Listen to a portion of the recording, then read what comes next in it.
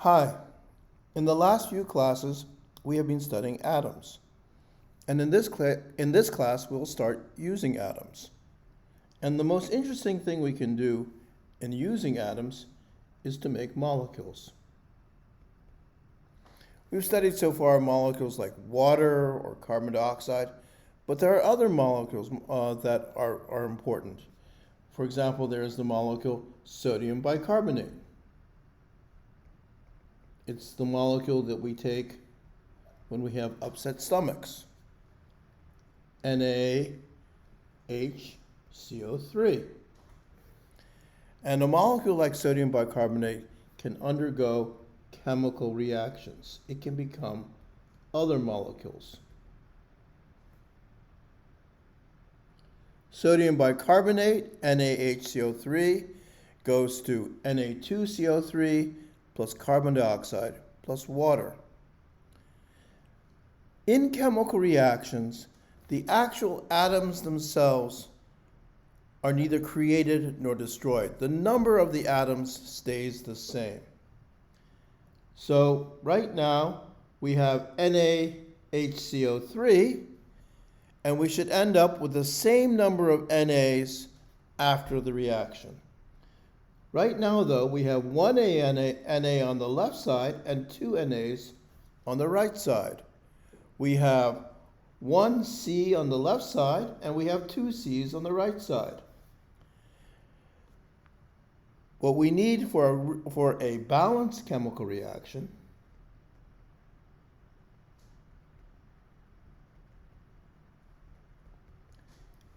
is that we have the same number of atoms on the two sides.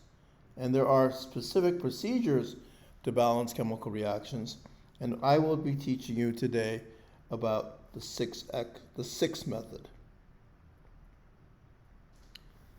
In the 6 method, what we do is we look for the compound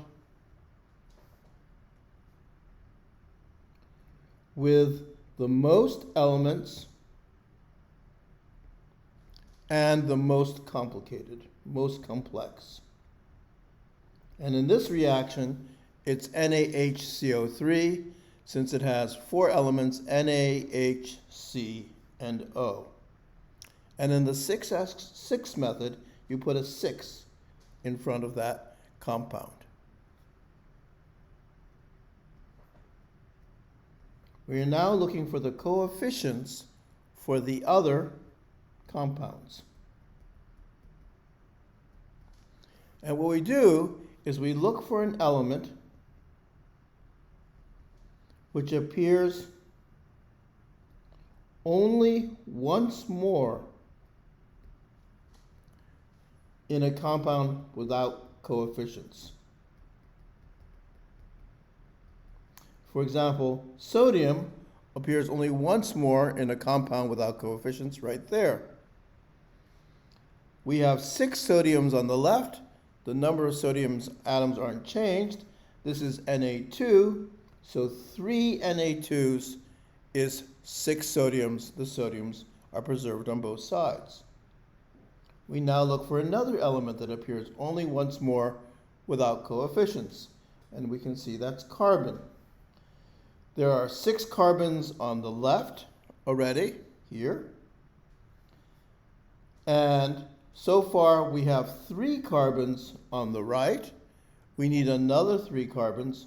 We will need 3 CO2s.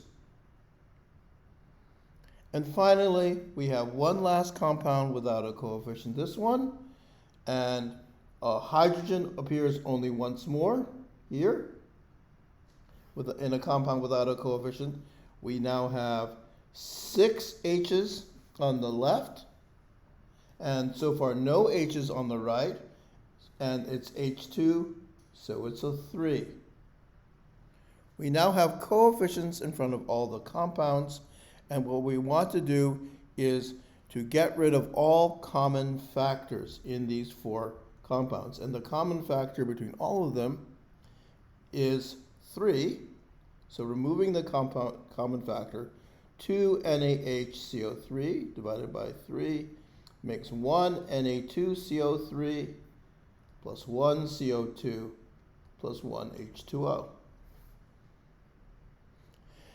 And we can use the same 6 method in more complicated problems. And we'll look at one right here. Okay, so in this problem here, we're again looking for the compound with the most elements, and the most complex. Well, all three of these molecules have 3 elements, but I think the one on the left is the most complex. We're using the 6 method, and so we will put a 6 in front of it.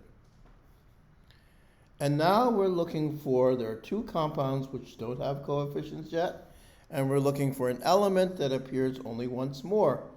Well, cesium appears twice more, bismuth appears twice more, and tellurium appears twice more.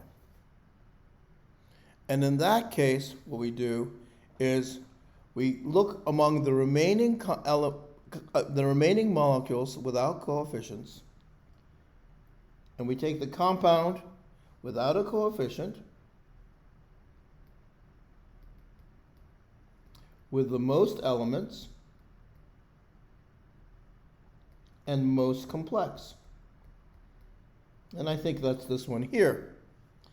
And in front of that one, since we can't put a number yet because there are two of all the elements elsewhere, we're going to have to put a variable, and the variable we're going to write is 6x. X is an algebraic variable. Now we just have one compound left. We can look at the cesium. So there's cesium appears just once more here. We have 12 cesiums here so far on the left side. On the right side, we have cesium 5 with a coefficient of 6x, multiplying 6x by 5, that's 30x. And what we need then to do is if we have 12 cesiums on the left, we need to have 12 cesiums on the right, so there's that 12. And we have to remove that 30x so that we'll have 12 on the right. So it's 12 minus 30x. So 12 minus 30x cesiums here plus 30x will equal the 12 cesiums. So we've now looked at the cesium, and we can choose some other element, and let's choose bismuth. So we'll look at bismuth. We have bismuth 4 on the left, there's 6, so there's 24 bismuths here. And then that's the bismuth on the left. On the right, we have a 3 bismuth and a 6x multiplying together, that's 18x. We have 3 and a 12 minus 3x, that's 36 minus 90x. And we can do some mental math. 90x and 18x leads to 72x. 36 and 24 leads to 12. X is 1/6. So if x is 1/6, 6x, if x is 1/6, is 1. And if x is 1/6, 30 times 1/6 is 5. 12 minus 5 is 7. And we now have the balanced equation. 6 cesium 2 bismuth 4 Te5 goes to 1 cesium 5 bismuth 3 Te2 plus 7 cesium bismuth 3 Te4. So that's the 6th method using algebra. We'll practice this tomorrow.